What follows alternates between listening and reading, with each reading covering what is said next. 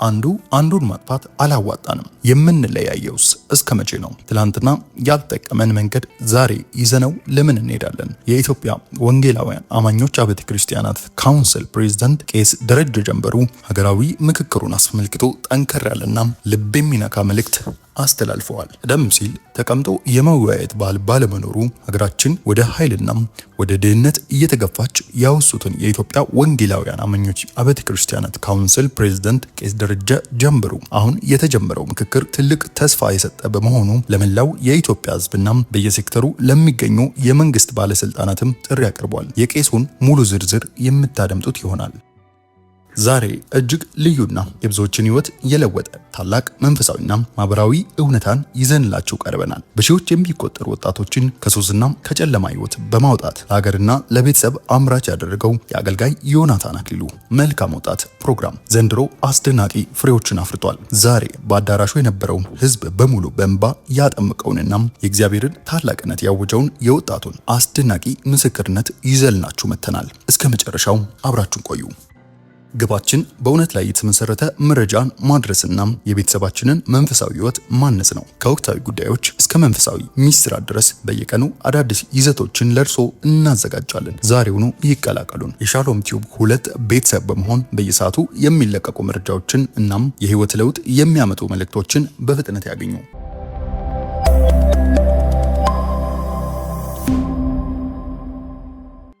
መጨቃጨቁ፣ መገፋፋቱ፣ አለመግባባቱም ይብቃ። ዛሬ መፈታት ያለበትን ዛሬ እንፍታ። ቄስ ደረጀ ጀንበሩ። እየተካሄደ ያለው አገራዊ ምክክር ያለፈውን ዘመን አለመግባባት ለመፍታት ተስፋ ፈንጣቂ መሆኑን የኢትዮጵያ ወንጌላውያን አማኞች አብያተ ክርስቲያናት ካውንስል ፕሬዝዳንት ቄስ ደረጀ ጀንበሩ ገለጹ። የካውንስሉ ፕሬዝዳንት ቄስ ደረጀ ለአዲስ ዘመን ጋዜጣ እንደገለጹትም ኢትዮጵያ እየመከረች መሆኑን ችግሮችን መፍታት የሚያስችል መስመር መያዟን የሚያመለክት ነው። ይህም ምክክር ከዚህ ቀደም የነበሩ አለመግባባቶችን መፍታት የሚያስችል ተስፋ ፈንጣቂ ነው። እየመከርን ያለንበት ጊዜ መሆኑን ሳስብ እጽናናለሁ ያሉት የካውንስሉ ፕሬዝዳንት ቄስ ደረጀ ሰው ከተነጋገረ ከተመካከረ አንዱ አንዱን ማዳመጥ ከቻለ መፍትሄ ለማፈላለግም ሆነ ለመፍትሄው ሩቅ እንደማይሆንም ገልጸዋል። ቀደም ሲልም የነበረን ችግር ተቀምጦ መወያየት አለመቻላችንን ወደ ኃይልና ጉልበት መሄድ ግድ ሲል ቆይቷል ያሉት ፕሬዝዳንቱ ያልተገባ ኃይልና ጉልበት ሀገርን ወደ ኋላ የሚያስቀርና በድህነት ኑሮ እንድንገፋ የሚያደርግ ለማንም የሚጠቅም አይደለም ብለዋል። ምክክር አንዱ በሌላው ጫማ ውስጥ ሆኖ የሌላውንም ነገር ማየት ለመረዳትም መሞከር በተረጋጋ መንገድ ማስጨረስ መስማት መደማመጥ እንደሆነም በማብራራት መመካከርን የመሰለ ነገር ባለመኖሩ ይህንን ተስፋ ፈንጣቂ ሀገራዊ ምክክር በስኬት ማጠናቀቅ ያስፈልጋልም ብለዋል። እርሳቸውም ሐምሌ 8 ቀን 2018 ዓ.ም በተጀመረው ሀገራዊ ምክክር ላይ በመክፈቻ ስነ ስርዓታቸው ላይ እንደተገኙ አስታውሰው በተጨማሪም ከካውንስሉ ሰዎች በብዛት በምክክሩ ውስጥ እንዳሉም ጠቅሰዋል። በምክክሩም መደማመጥና ሀገርን እያሰቡ መሄድ ተጠናክሮ ከቀጠለም እንደ ሀገር ያለብንን ችግርና አለመግባባት ለመፍታት የሚያስችልና ተስፋ የተጣለበት መሆኑን አመልክቷል። ቄስ ደረጀ መጨቃጨቁ፣ መገፋፋቱ፣ አለመግባባቱ ይብቃ። የምንለያየውስ እስከ መቼ ነው? የምንለያየውስ ምን ለመሆን ነው? ምንስ ትርፍ ለማግኘት ነው? ትላንት ያልጠቀመንን ነገር ዛሬ ይዘነው ለምን እንሄዳለን? አለመነጋገር አልጠቀመንም። አንዱ አንዱን ማጥፋት አላዋጣንም። አሁን የሚሻለው ተቀምጦና ረጋ ብሎ መነጋገርና የጋራ መፍትሄ መፈለግ ነው ሲሉም መልእክት አስተላልፈዋል። ዛሬ መፈታት ያለበትን ዛሬ እንፍታም፣ ዛሬ ያልተፈታውን ደግሞ አድረን እንነጋገርበታለን ያሉት ቄስ ደረጀ ምክክሩን በጥሩ ነገር እየተካሄደ እንደሆነም ተገንዝቤያለሁ፣ ጥሩ ነገር እንዲገኝም እግዚአብሔርንም እማጸናለሁ ሲሉም ገልጸዋል። ለዛሬ ትኩረት ወደ ሰጠነው ዝግጅታችን እንለፍ። የብዙዎችን ህይወት በመለወጥ የሚታወቀው የአገልጋይ ዮናታን አክሊሉ መልካም ወጣት ፕሮግራም ዘንድሮም በአስደናቂ የእግዚአብሔር ክብርና ህይወትን የማደስ ኃይል ተሞልቶ ቀጥሏል። ይህ አገልግሎት መንፈሳዊ ተልእኮም ብቻ ሳይሆን ሀገራዊና ማህበራዊ ኃላፊነትንም በላቀ ደረጃም እየተወጣ የሚገኝ ታላቅ የመንፈስ ቅዱስ እንቅስቃሴ ነው። ወጣቶች የአንድን ሀገር የጀርባ አጥንት የነገ ተስፋና ዋነኛ አምራች ኃይል ናቸው። በጥሩ ስነ ምግባር የታነጹ ከአእምሮና ከአካላዊ ሱሶች ጤናማ ወጣቶች ያሉበት ሀገር ማህበራዊና ኢኮኖሚያዊ እድገቱ ፈጣን ይሆናል። ጤናማ ወጣት አዲስ ሀሳብ ያመጣል፣ ሀገሩን በቅንነት ያገለግላል፣ ለቤተሰብና ለማህበረሰቡም መከታ ይሆናል። በተቃራኒው ደግሞ ወጣቶች በሱስ በወንጀልና በጨለማ አሰራሮች ውስጥ ሲወድቁ አምራችነታቸውም ከመክሸፉ ባሻገር ለራሳቸውና ለቤተሰባቸውና ለሀገራቸው ትልቅ ሸክምና ስጋት ይሆናሉ። ሱስና የጨለማ አሰራር የወጣቶችን ራዕይ ይገድላል፣ እቅዳቸውንም ያበላሻል። በመሆኑም መልካም ወጣት በሺዎች የሚቆጠሩ ወጣቶችን ከሱስና ከጨለማ ጉድጓድ በመንፈስ ቅዱስ ኃይል በመሳብ ለሀገር የሚጠቅሙ አምራችና ባለራዕይ ዜጎች አድርጎ በመቅረጽ በኩል የሚያበረክተው አስተዋጽኦ እጅግ ላቅ ያለ ነው። የወንጌል ኃይል ወጣቶችን ሲለውጥ ቤተሰብም ያርፋል፣ ማህበረሰብም ሰላም ያገኛል፣ ሀገርም የመልካም ዜጎች ባለቤት ትሆናለች። በዘንድሮ መልካም ወጣት መድረክ እግዚአብሔር ድንቅ ነገሮች ሲያደርግና የበርካታ ወጣቶችን ሕይወት ሲለውጥ ተመልክተናል። የዚህ የከበረ አገልግሎት ፍሬ የሆኑ ሰልጣኞች የተቀበሉትን አስደናቂ የነጻነት ደስታና የሕይወት መታደስ በጉባኤው ፊት በመቆም በታላቅ እልልታና በእንባ ምስክርነታቸውን መስጠት ጀምረዋል። ከነዚህም መካከል የእግዚአብሔርን የማይወሰን ምሕረትና ድንቅ አዳኝነት በግልጽ የሚያሳይ ለመላ ወጣት ትልቅ ትምህርት የሚሆን አስደናቂ ምስክርነትም ይገኝበታል። የወጣት የተቀበለውን ታላቅ ነጻነት በእንባ ተሞልቶ ሲናገር በአዳራሹ የነበረውን ሕዝብ በሙሉ በእንባ ያጠመቀና የጌታን ታላቅነት ያወጀ አስገራሚ አጋጣሚ ነበር። ይህ ምስክርነት እግዚአብሔር ዛሬም ቢሆን የሰዎችን ሕይወት ከመሰረቱ የመለወጥ ኃይል እንዳለው የሚያረጋግጥ ሕያው ማስረጃ ነው። አዳራሹን በእንባ ያጥለቀለቀውና የብዙዎችን ሕይወት የሚነካውን የዚህን ወጣት ሙሉ ምስክርነት አብረን እንከታተል። እናንተ አይነት ጀግና ኢትዮጵያዊ ልቡ ለለውጥ የተነሳ ከኬጅ ብትጀምር ዶክተር መሆን ትችላለህ ያልከኝ ያኔ በቃ ልቤ ውስጥ ገባ። ጫት ሳልቅም አልውልም። ጠዋት ካላጨስኩኝ ከሰው ጋርም አልግባባም። በሲጃራና በጫት የተሰራ ድግምት ሂድ። አንዳንድ ሰው ቤተሰብ ነው ተስፋ የምቆርጥበት አይደል? ከቤተሰብም ከሰውም አልፎ እኔ ራሴ ለራሴ ተስፋ ቆርጬ ነበር። ያኔ መጻፍ አይችልም፣ ማንበብ አይችልም። ለኔ መልካም ወጣት ማለት እንደ አዲስ የተወለድኩበት ቦታ ነው። ሶስተኛው ነው የወጣው፣ የደረጃ ተማሪ ነው። አረ ዘራ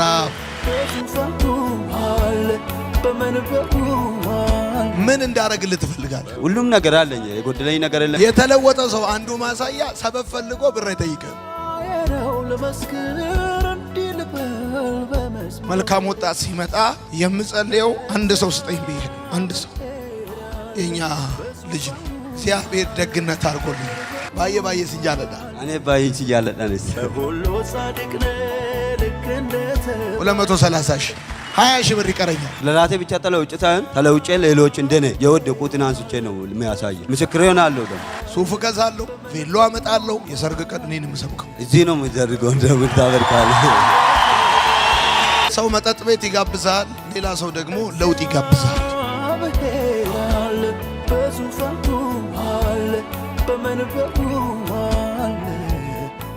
ዱሮቲ ሲመጣ 2015 ሶስተኛ ዙር ላይ ነው መጣሁት እና ሰኞ ዕለት ነበር እና ያኔ ሰኞ ዕለት መጀመሪያ እያስተማርክ ነበር ካንተ ዮሐንስ ምዕራፍ 4 ላይ ያለውን እያስተማርከው ስለ ሰማርያ ሴትዮ እያስተማርከው እና ስትሮጥ ወደዚህ ስትሄድ ይፈራ ነበር።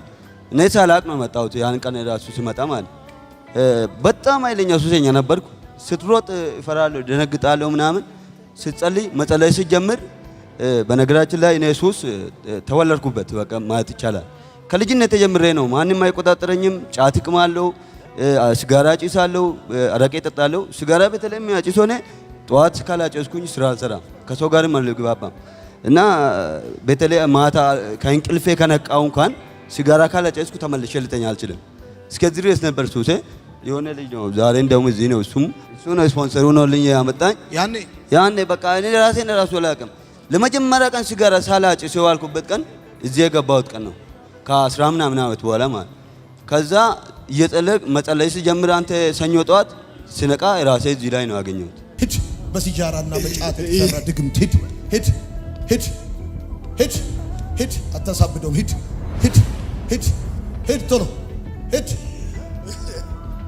ሂድ ሂድ። ከዛ በኋላ ዮኒ ቅድም እንደዚህ ምናምን ነበር ትምህርት ማቋረጫለሁ ተስፋ መለኝም ምናምን ሲል ከኬጂ ጀምረ ብትማር አንተ ዶክተር መሆን ትችላለህ ያልከኝ። እንደገና ኬጂ ብትገባ አንተ ዶክተር መሆን የምትችልበት አቅም አለ። እንዳፈራ አንተ እንዳፈራ። እሺ አሁን 8ኛ ክፍል ተማሪ ነኝ። አጨብጭቡለት፣ አጨብጭቡለት። ከስንት ነበር ያቋረጥከው? ከ5 ክፍል በ2000 ነው ያቋረጥኩት። 5ኛ ክፍል አቋርጠ እዚህ ተማርክ። ከኬጂም ብትጀምር ዶክተር መሆን ትችላለህ። ስለ ትምህርት ቤት ገባ አይደል? ትምህርት ቤት ገባው። ቀን ስራዬን እሰራለሁ፣ ማታ እማራለሁ። አሁን 8ኛ ክፍል ደርሻለሁ። ተሳክቶልኛል። አንተ እሺ፣ የት ከተማ ልጅ ነህ? እኔ ኢሉ አባቦር ነው የተወለድኩት። እሺ፣ ግን አሁን ያኔም የመጣሁት ከለገጣፎ ነው። አሁንም የምኖረው ለገጣፎ ነው። ቸርቸር ከዚህ ትመለስ? ከዚህ ሲመለስ በቃ ቸርች መሄድ ጀመርኩ። ትምህርት ተማርኩ። የጥምቀት ትምህርት ብቻ ተምሬ ከዛ አልተጠመኩም። እኔ የምማርበት ቸርች ክርስቲያን ከሆንክ አትጠመቅም። ያው በዛው አቃሮት አብ ልጅ እያለክ ተጠምቃለህ አሉ። ግን ቸርች ማገልገል ጀመርኩም እንጂ ቸርች ውስጥ ነው ያለሁት። እየተማርክ ነው? አዎ፣ ሱሱንም ሁሉንም ነገር ተውኩኝ። አሁን በጌታ ነኝ። አሁን በጌታ ነኝ። ስራ ትሰራለህ? ስራ እሰራለሁ። ቤተሰብ ምን ይላል? ቤተሰብ ሁሉም የአገሬ ሰዎች በቃ እንደዚህ አይነት ነገር አለ እንዴ ሰለሞን እዛ ሄዶ ከተለወጠ ለምን አትሄድም እያሉ ነው።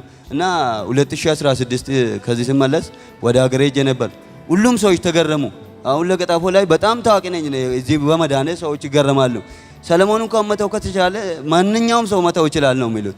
ሱስ እኔ ከልጅነቴ ጀምሬ ማንም አይቆጣጠረኝም። ስለዚህ በራሴ ስለሚያስተዳድር የፈለኩትን ሱስ ነው የምጠቀመው የፈለኩትን። እና እኔን ከሱስ ውስጥ የማይመቸኝ አሽሽ ብቻ ነበር። መጠጥ ያገኘሁትን መጠጥ ነው የምጠጣው። ሲጋራ በቃ ከልጅነቴ ጀምሬ ነው የሚያጭሰው። ጫት ሳልቅም አልውልም። ጫት ሳልቅም ባልኩበት ቀን አለ ብባል እስር ቤት ስገባ ብቻ ነው መቃምም አልችልም። ትገባ ነበር እስር ቤት? አንዳንድ ጊዜ ለአንዳንድ ነገር 5 ቀን 3 ቀን ስታሰር ብቻ ነው እንጂ አልፎ ያኔ ብቻ ነው ጫት። በጣም ነው የሚያምረው እኮ። ይሄን ፎቶ እዩትና ቃሉን የማያጥፍ ኪዳኑን አክባሪ አማኝ እንደሆነ ለዘላለም ነው። ይዞክ የመጣው ልጅ ይታል ማን ነው? አብርሃም ና እስቲ። ይሄ እኮ ለኔ እኮ አንተ ምን ሆነ ነው? ይሄ እኮ ስኬቴ ነው እኮ ድሌ ነው። አንተ አጨብጭብ ለጌታ ክብር በደንብ። 2015 እሱ ነው ያመጣክ? እሱ ነው ያመጣኝ። አንድ ብር የለኝም፣ ስልክ ራሱ የለኝም። አንተ በጣም አንደኛ ነህ። ያኔ እንዴት ልታመጣው ቻልክ? አስመሰገብኩት። ከዛ በኋላ 2 ቀን ሲቀረው አልሄድም አለኝ። ከዛ ለሌላ ሰው ሰጠው ካርዱም አሉ። ከዛ በኋላ ለሊት ሰክሮ በቃ አብርሃም ሄዳለሁ አለኝ። በቃ ከሄድክ ብዬ ያኛውን ትቼ ምክንያቱም መዳን ስላለበት ይዤው መጣ። የት ነው የምታውቀው አንተ? እሱ እዛው እኔም ሱቅ አለችኝ ጂምሰን ቤት ምናምን እኛ ጋር አብረን ነው የምንውለው። ሌላም ሱሰኛ እንደዚህ ከሱ ጋር እና ከሱ ጋር ነው እሱ ነው የሚችለው ሱሱን ምግብ እኔ አብረን የምንበላው። ጀስት በቃ ከዛ ነገር ውስጥ መውጣት ይፈልጋል፣ ግን ሰው በማጣቱ ጀስት በጻነቱም ስለወጣ አልቻለም። እና ትምህርትም ያኔ አልተማረም፣ ግን መናገር ይችላል። እኔ የልዝ ተማሪ ነኝ። ከኔ በላይ መናገር ይችላል። ሰው ምርጥ ጭንቅላት አለ፣ በጣም ምርጥ ጭንቅላት አለው። ገርማል። ብዙ ልጆችም ያውቁኛሉ። ሰለሞን ምሁር ነው ይላሉ። ምሁር ነው ይፈላሰፋል ሁሌ ማለት ነው። ማንም ሰው አያውቀኝም፣ ግን ከነሱ በላይ የሚያስበው ሰው አድርጎኝ ነው የሚያውቅ። በጣም ጭንቅላት ያለው ልጅ ነው። አሁን እኔ የማሳድገው ልጅ አለ። ከሱ ጋር 8ኛ ክፍል ነው የሚማረው። 3ኛው ነው የወጣው። የደረጃ ተማሪ ነው። አረ ዘራፍ! አጨብጭቡለት በደንብ። 3ኛ ነው የወጣው። እግዚአብሔር ረድቶኛል በብዙ ነገር። አሁን እኔ ለምሳሌ አንዳንድ ሰው ቤተሰብ ነው ተስፋ የምቆርጥበት አይደል? ካሁን በኋላ ልጅ ሰው አይሆንም ምናምን ብሎ ቤተሰብ ተስፋ ከቤተሰብም ከሰውም አልፎ እኔ ለራሴ ተስፋ ቆርጬ ነበር። እኔ ጓደኞቼ ጥሶኝ ካሁን በኋላ አልደርስባቸውም እያልኩት ለካ በእግዚአብሔር ተስፋ አለ። ባለፈው አንተ እያልከ ነበርከው እንደገና መጀመርና የሆነ ያ ሳንቲም ብጠፋ ብቆሽሽም ዋጋው እንደማይቀንስ እና የኔ ዳርግ ነበር ያ ሁሉ ነገር ማለት ተሳክቶልኛል። አታጨብጭብ በደምብ yes። የሚገርም ይሆን ያኔ መጻፍ አይችልም ማንበብ አይችልም። ሲመጣ አታስመስሉ ብለህ ነበረ። እንደውም መስክሯል። ትምህርት ምናምን አልተማርኩም አታስመስሉ ስትል ቅድም እኔ መጽሐፍ ቅዱስ ልጅ ወራቱ አቅመው ጓደኛዬ ማለት ማንበብና መጻፍ እንደማልችል አቅምና መጽሐፍ ቅዱስ ሰጥቶኝ ምናምን ማስታወሻ ሰጥቶኝ እኔ አስመስላለሁ ቁጭ ብዬ እያስመሰልኩ ነበር። አታስመስሉ ስል ተውክ። አዎ ተኩኝ። እንደውም ይቅርታ ልጠይቀው እንደዚህ አታስመስሉ ስትል አቆምኩ አለ። ምክንያቱም የሚጽፍ አስመስሎ የሚቀመጠው አንተ እዛ ጋር ስትደርስ እኔ ማላውቅም እንደሚጽፍ ነው ማቀው። አታስመስል ብለህ ስትናገረው በቃ እንዴ ካላወኩኝ ለምን እጽፋለሁ ለምን ጎንበስ ስላለው አለ። አሁን አንተ በአማርኛ ስትናገር ቀይሮ በኦሮምኛ ይጽፋል። አጨብጭቡለት በደንብ በቃ ካሁን በኋላ ተለውጫለሁ። እግዚአብሔር ረድቶኛል እና ለኔ መልካም ወጣት ማለት እንደ አዲስ የተወለድኩበት ቦታ ነው። ባይዘው እንደ አዲስ ሰውኛ ነው የተወለድኩት እና መተውም ማልችልበት በቃ በምንም አማራጭ ሲጋራና ጫት መተው አማራጭም አልነበረኝም። ምንም ተስፋም አለኝ ብዬ ገምቼ አላውቅም። ግን እግዚአብሔር ረድቶኝ መልካም ወጣት ከመጣው በኋላ ይኸው ሁሉንም ነገር ረሳሁት። እንደው አላስታውሰውም ያሳለፍኩትን ነገር 13 ዓመት ምናምን ነው ያጨስኩት የቃምኩት ያለፉትን ነገር በሙሉ አስረሳኝ ፈጣሪ በእግዚአብሔር ዘንድ አሁን ረትቻለሁ። ኧረ አንደኛ ናት ረሳውታል። እሺ ቆይ ምን እንዳረግልህ ትፈልጋለህ? ሁሉም ነገር አለኝ የጎደለኝ ነገር የለም። ግን እግዚአብሔር ደግሞ እርዳ ካለ እንደ አባትነት የትምህርት ነገር አንድ ነገር ሲጎለኝ እነግርሃለሁ ታረድረንት ይላኛል። አሁን ግን የሚጎለኝ ነገር የለም። አሁን የሚጎል ነገር የለም። አዎ እንደ አባት ግን የሚጎል ነገር ካለ ትነግረኛለህ፣ አግዛለሁ። አዎ አንተ አንደኛ የተለወጠ ሰው አንዱ ማሳያ ሰበብ ፈልጎ ብር አይጠይቅም። የወጪ ርዕስ አይፈልግም። ስለዚህ እንደዚህ ይሆናል። ዋይፍ አለች እዚህ ጋር ይሄ የኛ ልጅ ነው። እግዚአብሔር ደግነት አድርጎልኝ 13 ዓመትና ከዛ በላይ በሱስ ይኖረ 5ኛ ክፍል ትምህርት መማሪያ ቆመ። አስተምሬው ሄጄ ትምህርት ቤት ከገባ ተሳክቶልኛል። ከወደቀበት ከተነሳ በራሴ ተስፋ ቆርጬ ነበረ። አይደለም ቤተሰብና ሰው እኔ እንኳን በራሴ ተስፋ ቆርጬ ነበር። አሁን ግን ተማሪ ሆኛለሁ፣ ተለውጫለሁ፣ ደስተኛ ነኝ ብሎ ካለ አትጠራጠር፣ ተሳክቶልኛል። ወዳለሁ። ስለዚህ እንደዚህ ይሆናል። እበል ባየ ሲንጃለዳ እኔ ባየ ሲንጃለዳ ነስ። ስለዚህ እንደዚህ ይሆናል። ዋይፍ እዛ ጋር እየሰማች ነው። አንተ ጎበዝ ተማሪ ስለሆንክ ተከራይተን የምትኖረው? አዎ ተከራይተን የምኖረው። ያኔ ቤት ራስ ወለለኝም እዚህ ሲመጣ ክርስቶስ ምስክሬ ነው። ሰው የሆነ ቆርቆሮ ሰው ወደኛል ባይዘው ጸባይ ያለኝ ከሰው ጋር እቀራረባለሁ። ሱሰኛም ቢሆን የሆነ ነገር አልሰርቅም ነበር። ሰዎች ቤት ሰጥቶኝ እዛ ነበር የምኖረው ቆርቆሮ በቆርቆሮ ቤት። አሁን በ3000 ብር ተከራይቼ ነው የምኖረው። ያ እኛ ግቢ አለ እኔ የምሰራበት፣ ከውጪ በኩል ደግሞ ቋጥ አለ። ቋጥ ላይ ነው ለብዙ አመት ያ በጣም ምስኪን ልጅ ነው። ህፃንም ይልኳል።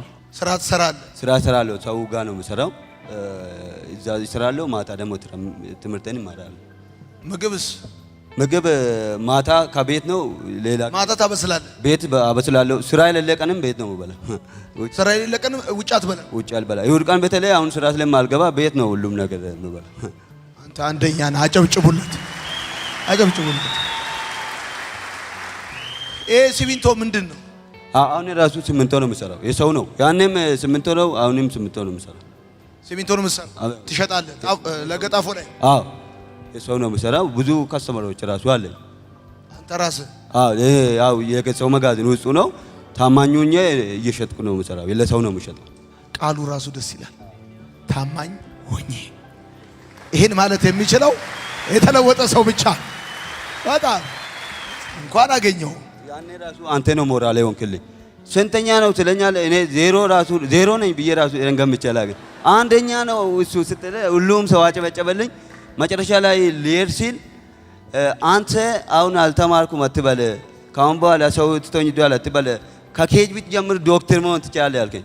ያኔ በቃ ልቤ ውስጥ ገባ ነገር ማለት ነው። እንደገና ኬጂ ብትገባ አንተ ዶክተር መሆን የምትችልበት አቅም አለ። እንዳፈራ ካሁን በኋላ መቃም፣ ማጨስ፣ መጠጣት የለብኝም። ከጀመርኩ በተለይ ስታስተምር ከዚህ ከወጣ ከጀመርክ ትጠፋለህ፣ መጥፊያ ነው የሚሆነው እያልክ ነበር። ይሄ ሁሉ ራሴ ነው አልኩት። ምን ላድርግልህ? ቤት ኪራይ ልክፈልልህ? ልብስ ጫማ ልግዛልህ? ባለፈው እያወራን ነበረ። እኔ ጂምሰን ቤት አለኝ።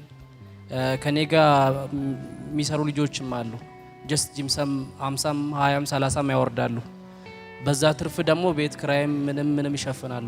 ጀስት እሱንም ይየው ነበር እንደዚህ ብታረግ ምናምን ስለው የተወሰነ ጂፕሰም ቢያወርድ ይሸጣል። መሸጫ ቦታ ታገኛለህ? በጣም አገኛለሁ። ጣፎ ላይ ይኖራል። ስንት ጂፕሰም ያወርዳሉ የሱ ጓደኞች? የሱ ጓደኞች 150 200 ያወርዳሉ። እኔም ጋር እስከ ቤት እስከሚያገኝ ድረስ ከፈለገ እኔም ጋር ከተቻለ ያወረደ ካንተ ጋር መሸጥ ይችላል።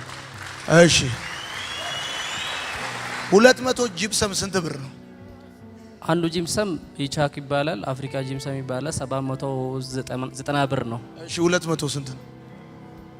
158,000 ብር። በአጭር አማርኛ እናንተ አይነት ጀግና ኢትዮጵያዊ ልቡ ለለውጥ የተነሳ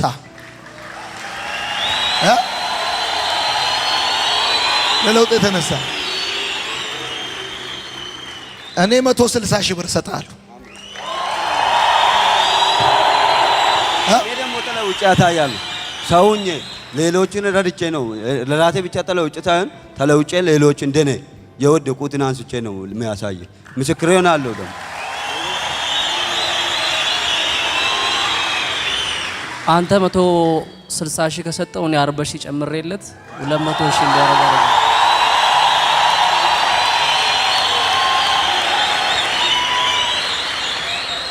የምትሰራለትን ሰው በጸባይ ታናግረዋለህ።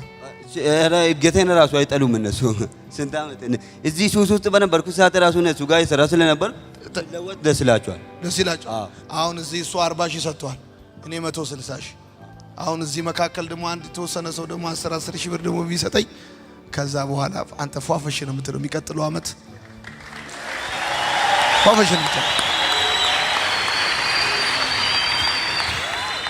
20,000 አጨብጭቡ። 20,000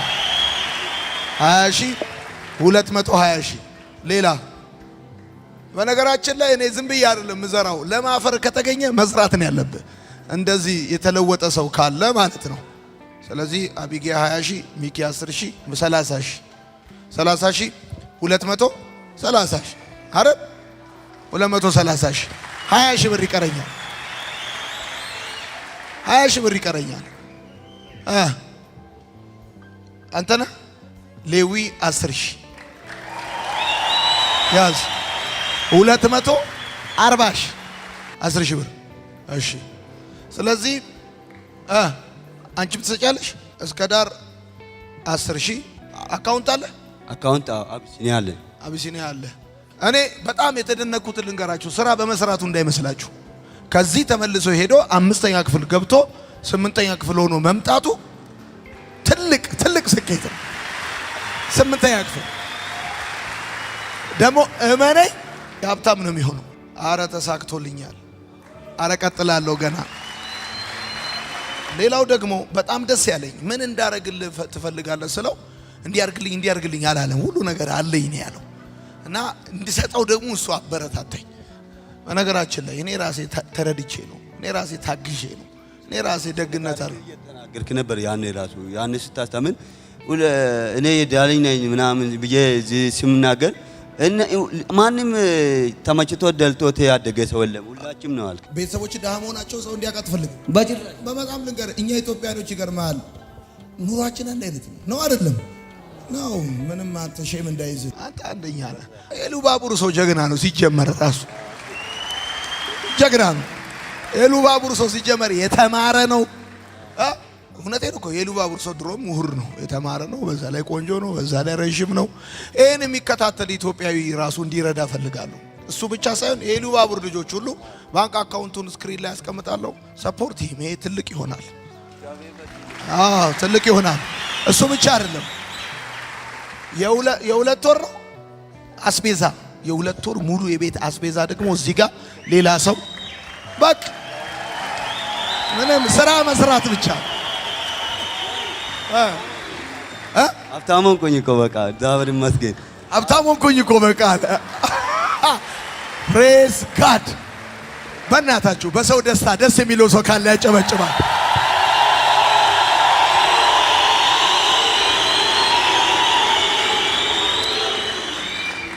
ሁልጊዜ መልካም ወጣት ሲመጣ የምጸልየው አንድ ሰው ስጠኝ ብዬ ነው።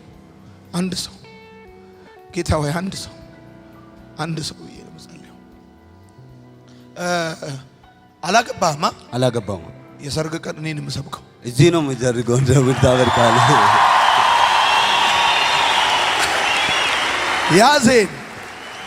ያዜን ሱፍ እገዛለሁ፣ ቬሎ አመጣለሁ። እዚህ ነው ግብዣ አረጋለሁ። ወዳለሁ። በጣም ነው የማመሰግነው። ለእሱ አጨብጭቡለት። ቴንኪዩ ብላችሁ አጨብጭቡለት። ሰው መጠጥ ቤት ይጋብዛል፣ ሌላ ሰው ደግሞ ለውጥ ይጋብዛል። ይሄ አንደኛ ነው። እንደገና አጨብጭቡለት። ጌታ ይባርክ። አትጣ፣ አትውደቅ፣ የሰው ፊት አትይ። ለዚህ ለወንድም ደግነትና ቸርነት እንዳረክለት እግዚአብሔር ቸርነት ያርግልህ። አንተ ለሱ ቀኝን እንደሰጠው እግዚአብሔር ላንተ ቀኝን ይስጥ። ለሱ መነሳት አንተ ልብህ እንደተነሳሳ እንደራራህለት በጌታ በኢየሱስ ስም እግዚአብሔር ከፍ ያርግህ። እግዚአብሔር ከፍ አድርጎ ያንሳ። ይከናው ሰዎችን እግዚአብሔር ላንተ ያስነሳል። እጅ እርጥብ ይሁን። ርስት ይስጥ። ስራ ሰፊ ይሁንልህ። ብዛ ግዛ። በጌታ በኢየሱስ ስም ባረኩ። እግዚአብሔር የሚሰራው በሰው ጭንቅላት ሳይሆን በሰው ቅንነት ነውና ይሄ ቅንነት አይወሰድብህ። አሜን። ወዳለ እኔ ወዳለ ወንድም እሺ ደም ተባረክ። ቻው። በጣም አም ሶ ሃፒ።